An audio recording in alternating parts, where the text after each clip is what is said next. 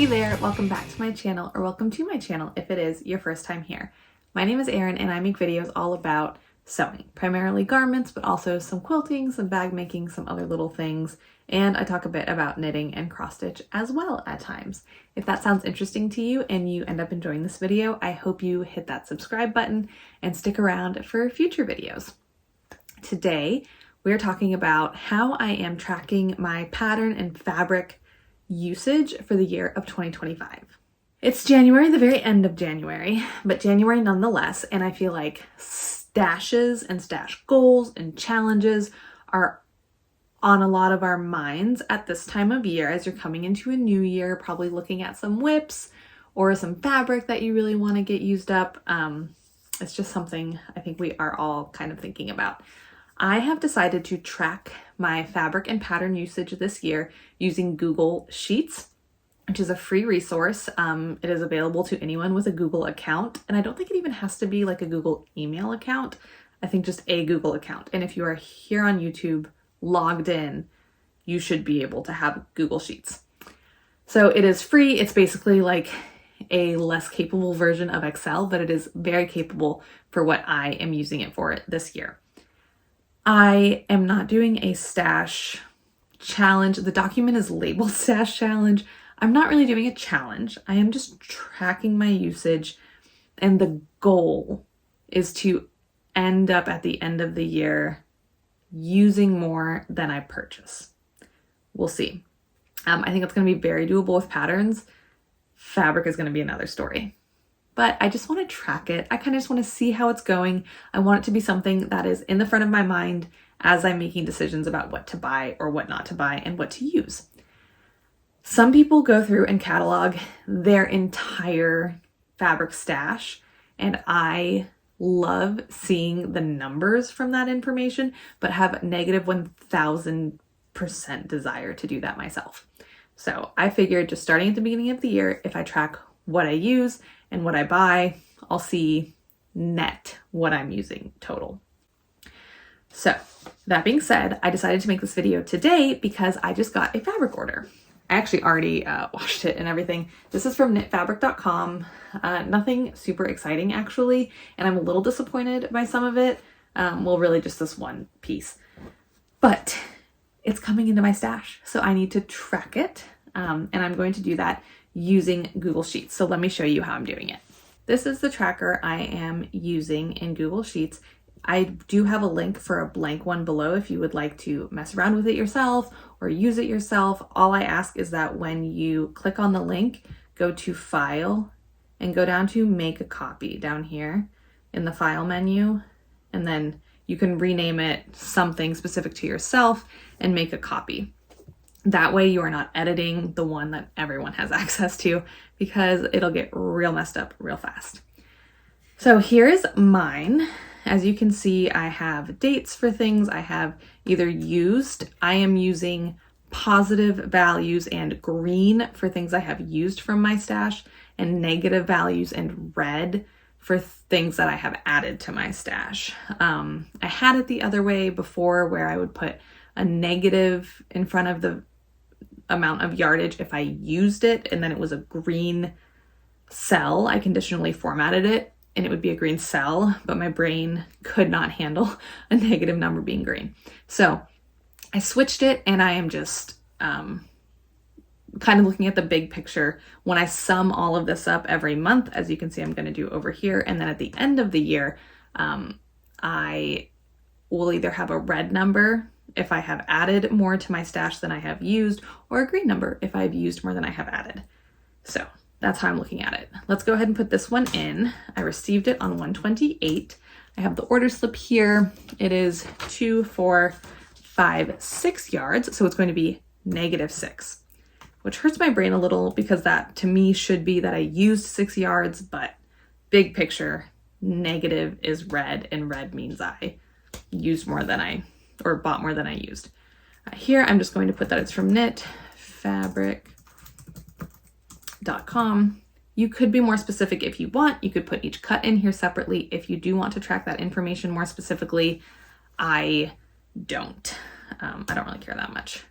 So that's how we're looking. And then over here in the month section, it's pretty much the end of the month. I'm not going to totally sum it up yet, but I do want to show you how it works.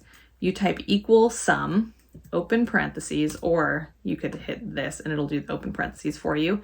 And then you just highlight the cells with the values you care about. I have bought 25 more yards than I have used, is what we're looking at there.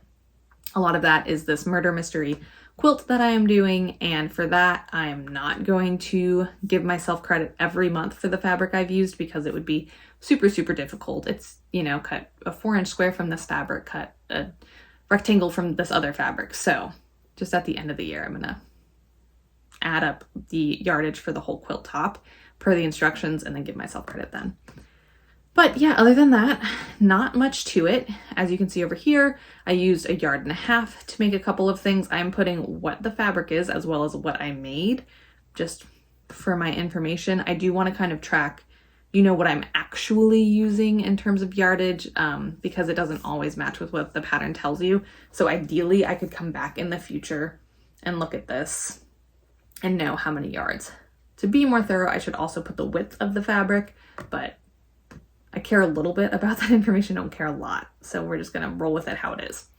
One thing that I'm still not 100% sure how I want to do is whips. For example, I'm working on a pair of pants right now that I cut in September of last year. And I still want credit when they're finished. I want credit for getting it out of my sewing room and out of my stash. So even though it's not like usable yardage in my stash right now, it's taking up space. So I think once I finish the whip, I will put it in here. For other things, I'll do it as I cut them, so that I can remember exactly how much I used. For these pants, I'm just going to use what the packet told me to buy because I don't remember exactly how much yardage I used. Over here, or down here at the bottom, we have a patterns tab. Operates very similarly, but instead of the value of the yardage, I'm just doing +1 or -1. So on this, I'm doing pretty well. So I've used 3 new patterns and I'm doing first time I'm using them. So if I redo a pattern that I've made before, for example, a t-shirt I've made or the pajamas that I've made my daughter a million times, I am actually going to track it because I do want to track all of my makes this way, but I'm going to put a 0. And then it won't like really end up with a value. So here are the ones I have used. And then this is the one I bought. I actually didn't buy it. I'm teaching a class on it, so I got the pattern, but I did still add it to my stash. And so that is, I guess, a note on some of these things. I have been gifted a lot of patterns and a lot of fabric that I want to use. So this is not really about the money aspect of it, which is why I'm not putting like how much I paid for something or anything like that. It's really just about like using everything that I have here in this room and prioritizing that over buying more things. I bought a lot last year. I bought a lot of fabric and I bought a lot of patterns. Part of that I think was very valid. I started sewing activewear and some swimwear and things like that, and I had none of those, like no fabrics appropriate for that. Not really any patterns for it. I was gifted a couple and that's what got the ball rolling. But overall, like I was very much starting from scratch in that department. So I bought a lot. I discovered a lot of fabric stores. My Joann's closed, so I ended up really diving headfirst into indie patterns and discovering a lot of companies that way, or like finally actually trying companies that I had seen before. So anyway, I bought a lot. I want to actually use all of those things now. Let's see how we were doing for this month. Same thing, highlight the cells. I've sewn, I mean, you can look over here and tell I don't have to do the actual sum, but I used 2 more patterns than I bought. These like 2 basically canceled themselves out. And I'm gonna sew these up this week, hopefully, before the end of January, the Clara leggings. So hopefully that'll just cancel itself out. There you have it. That was a very simple, straightforward tour of how I am tracking my fabric and pattern usage for this year. I don't want to go back and log all of the fabric I have in my stash. I don't want to go do all of the patterns I have in my stash. I just don't have the desire to put time into that at this point. So I just am starting with January, seeing how things end up. This is also hopefully going to be a really nice way to track what I make. If you noticed in my patterns tab for the tracker, I do put the size when I make it. I put the size and like some of the options I chose and things like that. I've tried a couple different ways of tracking what I make, you know, taking pictures and putting them in a special album or writing them down in a notebook, and just nothing's really working. So hopefully this being kind of dual purpose in terms of tracking what I am making as well as tracking my usage will remind me to do it. Because also I have this app on my phone. You can get the Google Sheets app on your phone. So I don't have to pull my laptop out to use it. It's not glitchy or anything. It's a very smooth, ironed out app. Let me know in the comments down below if you are doing any sort of stash challenge or tracking what you're making. How do you track what you make? Because I'm really hoping this works for me. I really want a good record of what I make, and I just don't have one right now. I'm terrible at taking pictures of my makes. For someone who makes content about what I make, I am terrible taking pictures of it.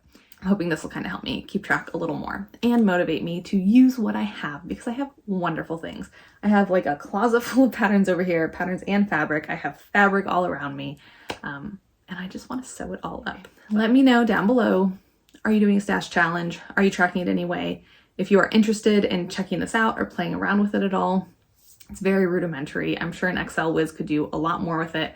I'm just glad that I got the conditional formatting put in there.